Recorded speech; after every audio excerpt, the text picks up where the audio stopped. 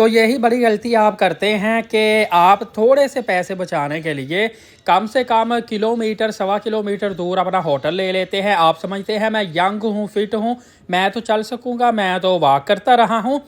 تو یہی مسئلہ پیش آتا ہے کہ جب آپ نے سیدھے کوئی 6 گھنٹے کی فلائٹ لے کے جدہ ایئرپورٹ پہ اترنا ہے اور پھر وہاں سے آپ نے 1.5 گھنٹے میں اپنے ہوٹل پہنچنا ہے، پھر ہوٹل والا اکثر کیا کرتا ہے کہ رش ہونے کی وجہ سے یا بیڈ خالی نہیں ہوتا، لیکن اس کو پتہ ہوتا ہے کہ بندے نے کس ٹائم پہ موو کرنا ہے، وہ ہیلے بہانے کرتا رہتا ہے۔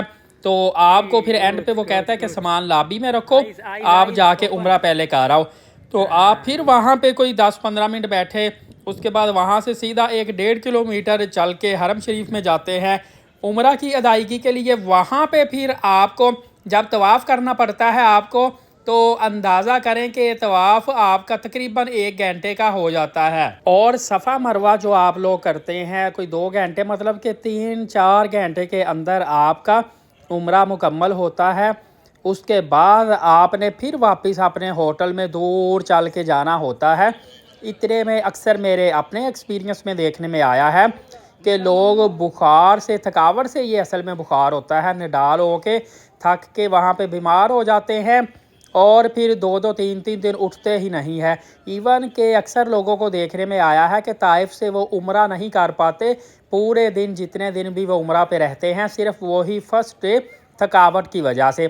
فرینڈز یہ چیز کا خیال رکھیں۔ دوسرا آپ بہت بڑی غلطی یہ کرتے ہیں کہ صفا مروہ پہ ٹھنڈا زمزم کا پانی وافر مقدار میں موجود ہوتا ہے۔ آپ لوگ کیا کرتے ہو کہ آپ ٹھنڈا پانی بار بار پیتے رہتے ہو۔ پانی ماشاءاللہ زمزم برکت ہی اپنی ہے، ہلکا سا پانی ہوتا ہے، لائٹ سا مزیدار ہوتا ہے۔ دو وہاں پہ نقصان ہوتے ہیں۔ ایک تو 1-2 دن کے اندر آپ کا اتنا گلا خراب ہو جاتا ہے کیونکہ وہاں پہ خشک سی ہوا ہے تو گلا پکڑا جاتا ہے، پھر کھانسی اتنی آتی ہے اور اتنے زور سے آتی ہے کہ بس اللہ کی پناہ سمجھ لیں، ایسا لگتا ہے بندے کے اندر سے سارا کچھ باہر آ جائے گا، اتنے زور سے کھانسی آتی ہے کیونکہ خشکی بڑی ہوتی ہے نا، مکہ پاک میں بھی مدینہ پاک میں بھی۔ فرینڈز اس کے علاوہ ایک بہت بڑی غلطی یہ بھی ہو جاتی ہے کہ ظاہر ہے ہم لوگ بہت امیر تو نہیں ہیں، ہم نے بچت کرنی ہوتی ہے تو ہم اکانومی ہوٹل تلاش کرتے ہیں۔ اکانومی ہوٹل میں صفائی کا خاص خیال نہیں ہوتا، مہینہ 15 دن سے بیڈ پہ وہی چادر بچھی ہوتی ہے، وہی سرہانا دیا جاتا ہے، اس کا کور بھی وہی ہوتا ہے، اس پہ پتہ نہیں کتنے لوگ، کوئی آ رہا کوئی جا رہا کوئی آ رہا ہے۔ میرے دیکھے ایک بندے کو الرجی ہوئی تھی اور اتنی خطرناک الرجی ہوئی تھی کہ میں آپ کو یہاں پہ بیان نہیں کر سکتا، مجھ سے دیکھی نہیں تھی۔ اس کے علاوہ آپ کو پتہ ہے سب سے پہلے آپ نے جا کے بیڈ کی چادریں چینج کروانی ہیں، کور چینج کروانے ہیں، تھوڑا سا صفائی کروانی ہے ان سے۔ جب آپ نئے جاتے ہیں تو وہ خیال اتنا کو کر لیتے ہیں۔